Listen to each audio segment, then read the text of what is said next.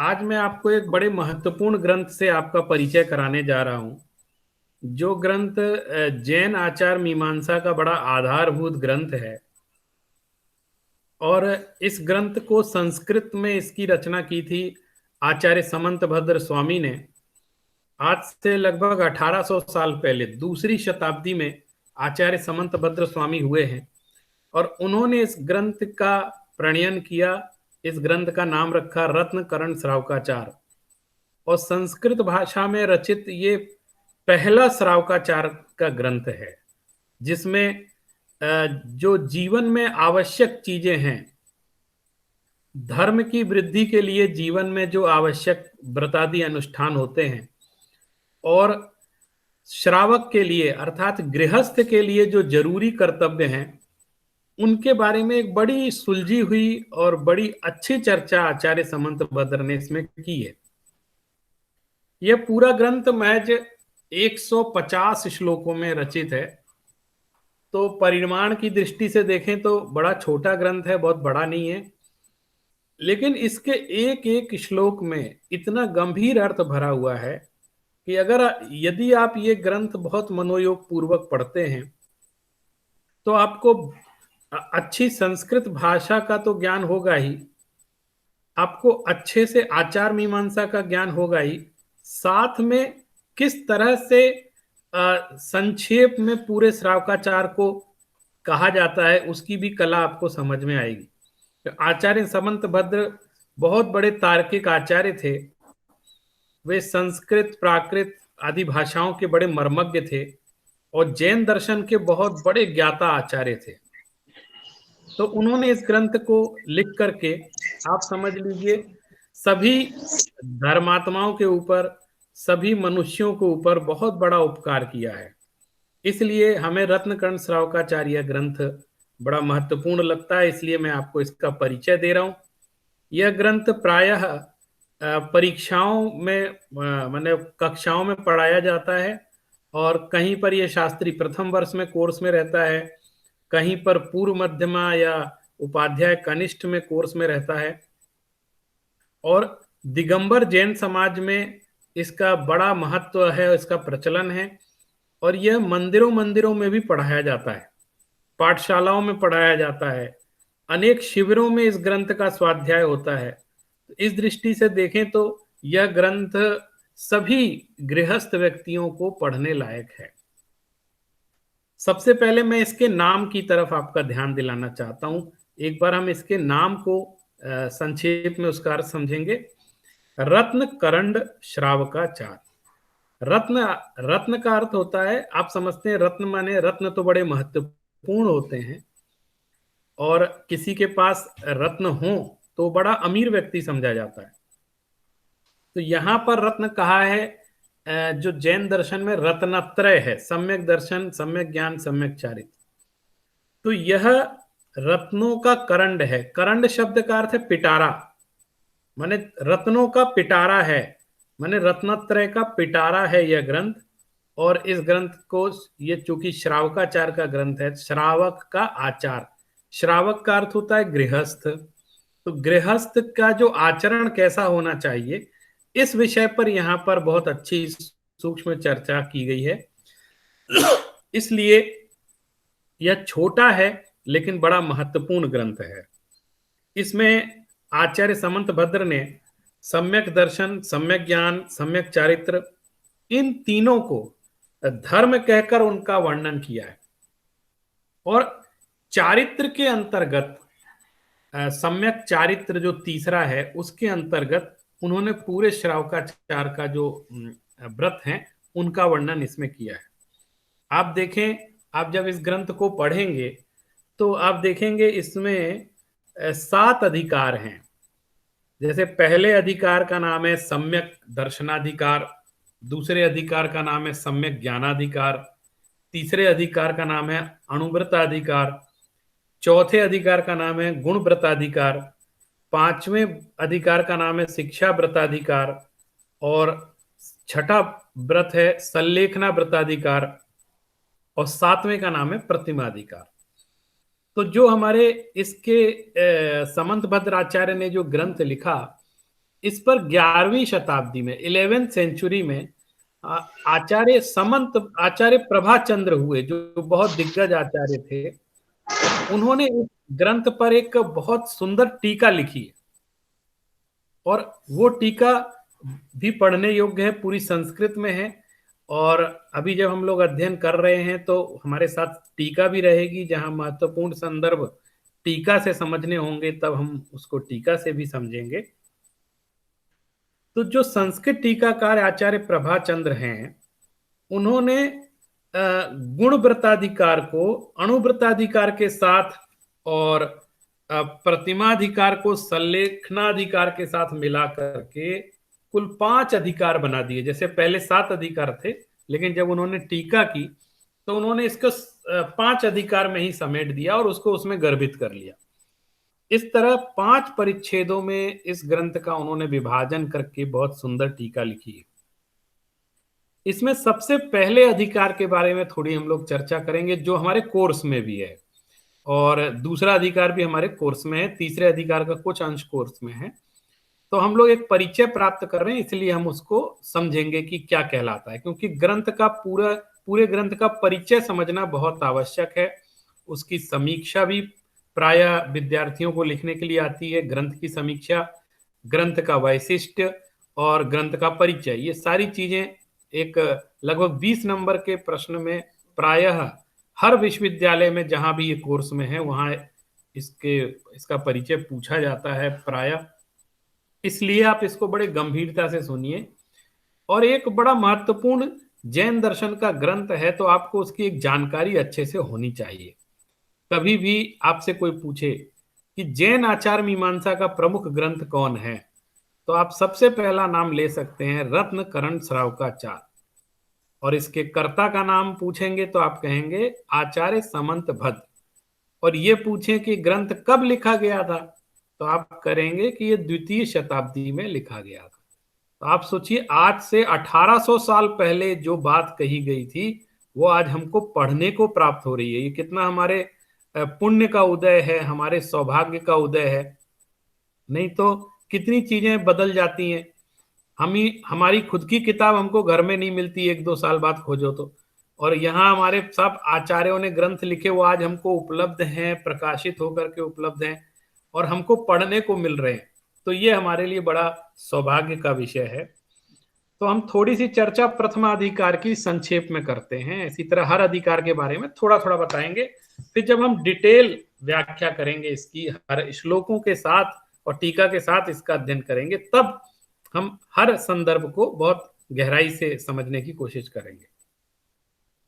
हमारे जो लोग जैन दर्शन से परिचित नहीं हैं, उन लोगों को मैं ये बात बताना चाहता हूं कि श्रावकाचार इसलिए भी आधारभूत ग्रंथ है क्योंकि मनुष्य जीवन गृहस्थावस्था से ही प्रारंभ होता है। कोई जन्म से मुनि नहीं होता है, हमेशा गृहस्थ में ही जन्म होता है और आरंभिक अवस्था गृहस्थ की होती है। तो जो व्यक्ति श्रावकाचार का पालन अच्छे से करता है, तो उस व्यक्ति का माने मुनि बनने के पूर्व की अवस्था है वो। तो अगर वो श्रावकाचार का पालन अच्छे से करता है, दृढ़ता से करता है और उन नियमों को अच्छे से मानता है, तो वो बहुत अच्छा मुनि भी बनेगा, क्योंकि वो श्रावकाचार अच्छे से उसने पालन करना सीख लिया है। तो आप ये समझ लीजिए, आधारभूत ग्रंथ अगर आप जैन आचार मीमांसा का इसको कहते हैं तो ये आश्चर्य नहीं है, क्योंकि ये आधार है। श्रावकाचार हमेशा आधार बनता है। आधार हमेशा नींव को कहते हैं, जो नीचे होता है। तो जिसकी नींव मजबूत होती है उसका महल भी, उसका घर भी बहुत मजबूत होता है, हम लोग जानते हैं। तो जो पहला अधिकार है उसमें इन्होंने, आचार्य ने सम्यक दर्शन की चर्चा की है। और सम्यक दर्शन की चर्चा इसलिए की है क्योंकि सम्यक दर्शन मोक्ष मार्ग की पहली सीढ़ी है, और ये भी एक आधारभूत आवश्यकता है। अगर सम्यक दर्शन नहीं होगा तो कहते हैं गाड़ी आगे ही नहीं बढ़ सकती। इसलिए सम्यक दर्शन को समझना जरूरी है। तो आचार्य समंत भद्र ने सम्यक दर्शन को समझाने में अपनी पूरी ताकत लगा दी। इसलिए लगा दी कि नींव मजबूत करना बहुत जरूरी है। और सम्यक दर्शन क्या है? नींव है। श्रावकाचार की भी नींव है। तो सम्यक दर्शन के बिना धर्म की शुरुआत ही नहीं होती है। इसलिए सम्यक दर्शन बहुत जरूरी है। सम्यक दर्शन किसको कहते हैं, उसके क्या भेद हैं, उसके कितने अंग हैं, ये सब तो हम लोग अध्याय जब पढ़ेंगे तब उसमें चर्चा करेंगे। आरंभ में इसमें सम्यक दर्शन के लक्षणों की चर्चा की गई। फिर सम्यक दर्शन से रिलेटेड जो बातें हैं, जैसे उन्होंने आप्त किसको कहते हैं, आगम किसको कहते हैं, गुरु किसको कहते हैं, इसकी चर्चा बड़े अच्छे से श्लोकों के माध्यम से की है। और उन सबके लक्षण एक एक श्लोक में एक एक का लक्षण, आप्त के लिए एक श्लोक है, गुरु के लिए एक श्लोक है, ऐसे एक एक श्लोक में उनके लक्षण को बतलाया है। और सारपूर्ण शब्दों में उन्होंने ऐसे बात कही कि ग्रंथकर्ता का भाव सब पाठकों की समझ में आ जाए, जो भी स्वाध्याय इस ग्रंथ का करते हैं। फिर उसमें उन्होंने 8 अंगों का, सम्यक दर्शन के 8 अंग माने जाते हैं, तो उनका निशंकित आदि जो 8 अंग हैं उनका वर्णन पूरा बहुत विस्तार से किया है। और इसमें प्रभाचंद्र आचार्य ने जो संस्कृत टीका लिखी है उसमें उन्होंने उस एक एक अंग की कहानी भी संस्कृत में लिखी है, जो उसमें प्रसिद्ध हुआ है। एक एक अंग की कहानी का भी उन्होंने वर्णन किया है। इसी तरह उन्होंने 8 मद कौन से होते हैं, मूर्ताएं कौन सी होती हैं, और सम्यक दृष्टि कैसा होता है, क्या क्या काम वो करता है, उसको क्या क्या नहीं करना चाहिए, और सम्यक दर्शन की क्या महिमा है, माने सम्यक दर्शन हो जाने पर क्या क्या लाभ होते हैं और क्यों हमें उसका महात्म्य ख्याल में आना चाहिए, इसका बड़ा सुंदर वर्णन प्रथम अधिकार में आचार्य समंतभद्र ने किया है। अब इसके दूसरे अधिकार की तरफ देखें। इसका दूसरा अधिकार सबसे छोटा है, बहुत कम श्लोकों में उन्होंने सम्यक ज्ञान की चर्चा की है। और सम्यक ज्ञान बड़ा महत्वपूर्ण विषय है, लेकिन यहां पर उन्होंने सम्यक ज्ञान का अलग तरह से लक्षण किया है। उन्होंने सम्यक ज्ञान में 4 अनुयोगों को समझाने की कोशिश की। ये जो 4 अनुयोग हैं, जब हम लोग इस विषय पर अधिकार पर आएंगे तो उसकी विस्तार से चर्चा करेंगे। जैसे प्रथमान योग, चरणान योग, कर्णान योग और द्रव्यान योग, ये जैन ग्रंथों के 4 विभाजन होते हैं विषय के अनुसार। तो इसकी चर्चा जब हमारी वो गाथा आएगी, कारिका आएगी, उस समय हम लोग करेंगे। उसमें इन्होंने सम्यक ज्ञान का सामान्य लक्षण बतलाया और जो श्रुत ज्ञान की विवक्षा वहां पर उन्होंने ली है, जो पुरुषार्थ के द्वारा साध्य होता है हम सभी मानवों से। और श्रुत ज्ञान द्रव्य श्रुत पर निर्भर है, और द्रव्य श्रुत प्रथमान योग पर, कर्णान योग पर, चरणान योग पर और द्रव्यान योग पर निर्भर है। इन 4 भागों में उसको विभक्त करके सबसे महत्वपूर्ण बात है कि हर अनुयोग का लक्षण बतलाया है अलग अलग कारिका। तो उन अनुयोगों के बारे में परिचय प्राप्त हो जाता है कि उस अनुयोग किसको कहते हैं। जो जैन सारे शास्त्रों को 4 भागों में विभाजित करता है, उस अनुयोग की 4 अनुयोगों की चर्चा कह के उन्होंने सम्यक ज्ञान प्रकरण को यहां संपन्न कर दिया। क्योंकि ये श्रावकाचार्य का ग्रंथ है, उनको आचार विषयक बातें ज्यादा बतानी है, इसलिए उन्होंने ज्ञान पर ज्यादा चर्चा नहीं की। सम्यक ज्ञान को संक्षेप में समझा करके वे सीधे तीसरे अधिकार की तरफ आ गए, जो तीसरे अधिकार का नाम है सम्यक चारित्र अधिकार। ये हमने पहले आपको बताया था। और इसमें कि सम्यक चारित्र किसे कहते हैं, किसको होता है और किस लिए धारण किया जाता है, इसकी चर्चा इसमें की गई है। शुरू में चारित्र का लक्षण भी लिखा है और भेद बताए हैं कि सकल चारित्र किसको कहते हैं, विकल चारित्र किसको कहते हैं, उनका कौन स्वामी होता है, अणुव्रत किसको कहते हैं, इसकी चर्चा इसमें की गई है। और 3 गुणव्रत, 4 शिक्षा व्रत, इनके जो अवान्तर भेद हैं उन सब की चर्चा इसमें की है।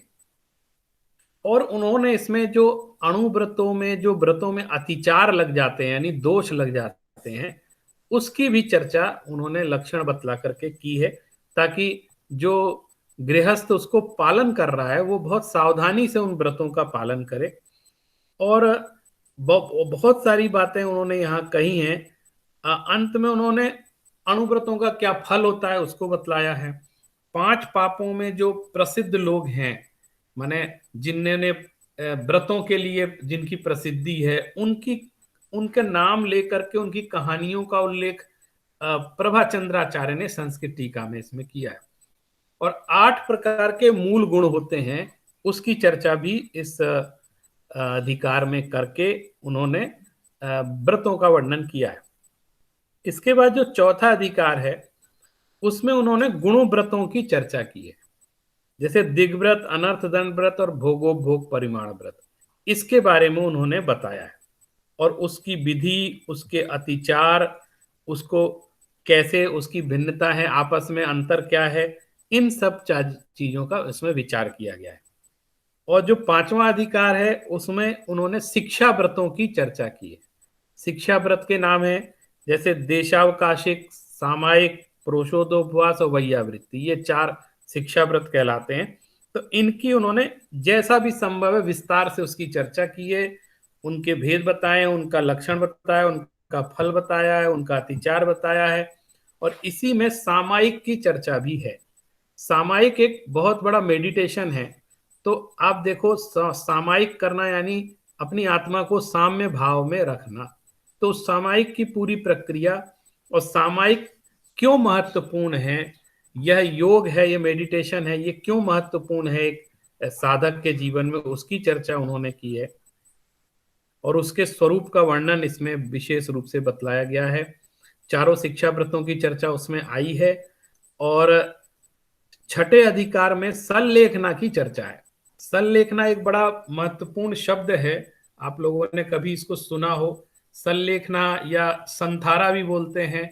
यह एक ऐसी दशा है कि ये कहा जाता है कि जैसे पूरी दुनिया जीवन जीने की कला सिखाती है, वैसे ही श्रावकाचार या मूलाचार, जैन आचार मीमांसा मरने की कला भी सिखाती है कि यदि हमारी मृत्यु आ ही गई है तो हमको किस तरह से व्रतों को स्वीकार करके मृत्यु की ओर जाना चाहिए, या मृत्यु को स्वीकार कर लेना चाहिए। माने असंयम पूर्वक नहीं, बल्कि जीवन में संयम को धारण करते हुए अगर मृत्यु होती है तो वो सबसे अच्छी मृत्यु कहलाती है। उसी को सल्लेखना कहते हैं। इसकी चर्चा भी हम लोग आगे कर सकते हैं, फिलहाल हमारे कोर्स में तो नहीं है, लेकिन फिर भी आपकी जानकारी, आपको जानने की इच्छा होगी तो हम इसकी चर्चा करेंगे। इसी तरह जो सप्तम अधिकार है, उसमें श्रावक के जो 11 पद हैं, उनका निर्देश करके उनका अलग अलग लक्षण बतलाया है। और 11 प्रतिमाओं, उसको कहते हैं 11 प्रतिमाएं। तो उन प्रतिमाओं की चर्चा भी आचार्य समंत भद्र ने यहाँ पर की है। और इस प्रकार हम देखें तो ये जो श्रावकाचार है, इसको आप कह सकते हो जैन योग का ग्रंथ है। एक बहुत बड़े दार्शनिक हुए हैं आर विलियम, उन्होंने इंग्लिश में एक बुक लिखी है जैन योग, वो बड़ी फेमस बुक है। तो उन्होंने जैन योग, लेकिन वो बुक है पूरी श्रावकाचार पर, उन्होंने श्रावकाचार का वर्णन किया है, लेकिन टाइटल क्या रखा है, जैन योग। तो अगर आप देखो, आप कहोगे पतंजलि का योग होता है, तो जैन योग क्या कहलाता है? तो हम कह सकते हैं कि जो श्रावकाचार है और मूलाचार है वो जैन योग है। सारा योग का अर्थ होता है साधना पद्धति।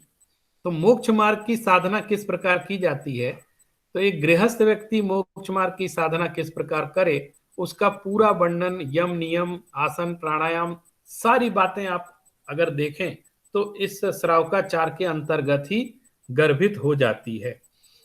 और इसकी भाषा बहुत विशद है, प्रौढ़, अर्थ गांभीर्य को लिए हुए बड़ी उत्कृष्ट संस्कृत है, बड़े अच्छे छंदों के प्रयोग आचार्य ने इसमें किए हैं।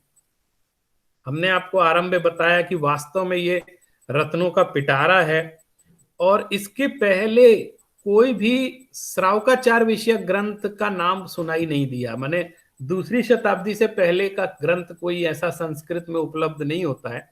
तो हम ये कह सकते हैं कि श्रावकाचार का ये पहला ग्रंथ है, फर्स्ट बुक है उसकी, ये भी हम कह सकते हैं।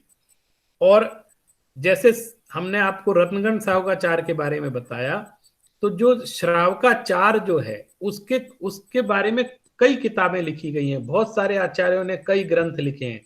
तो अन्य ग्रंथों के नाम भी हम समझ लें, ये तो पहला ग्रंथ है।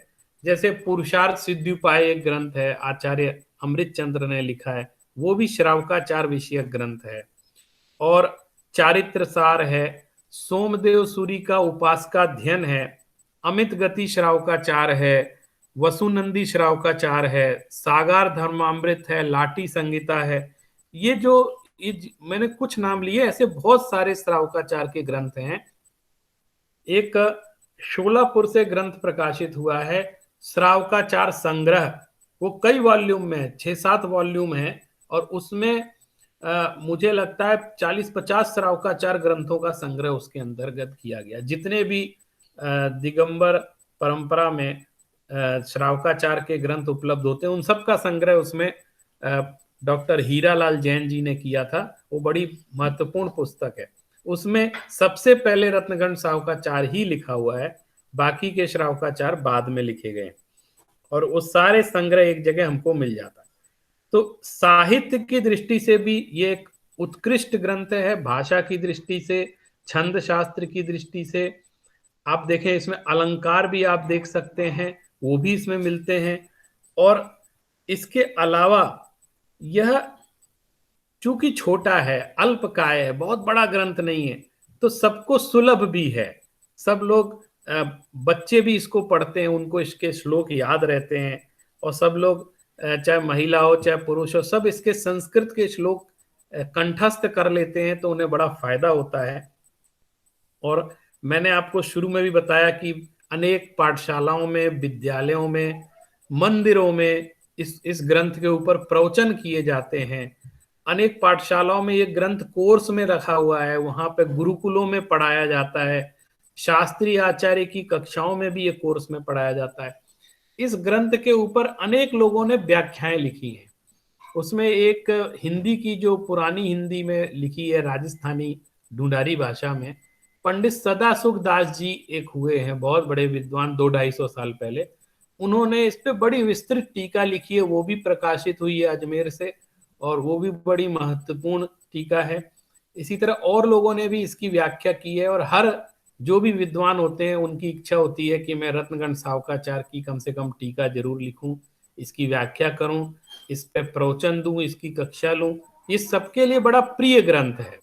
इसलिए हमको बड़ी प्रसन्नता है कि हम लोग इस ग्रंथ का अध्ययन कर रहे हैं, और आगे भी जैसे जैसे हम एक एक श्लोक को पढ़ते जाएंगे, वैसे वैसे हम लोग श्लोक के माध्यम से एक एक श्लोक, 1, 2, 3, जितने भी इच्छा होगी, हम लोग उनको, उसका एक सार को समझने की कोशिश करेंगे सरल तरीके से, और उसकी अर्थ की गंभीरता को लिए हुए, ताकि उस श्लोक के मर्म को हम समझ सकें, और संस्कृत भाषा में रचित इस महान श्रावकाचार विषयक ग्रंथ का स्वाध्याय करके हम लोग अपने जीवन को धन्य कर सकते हैं।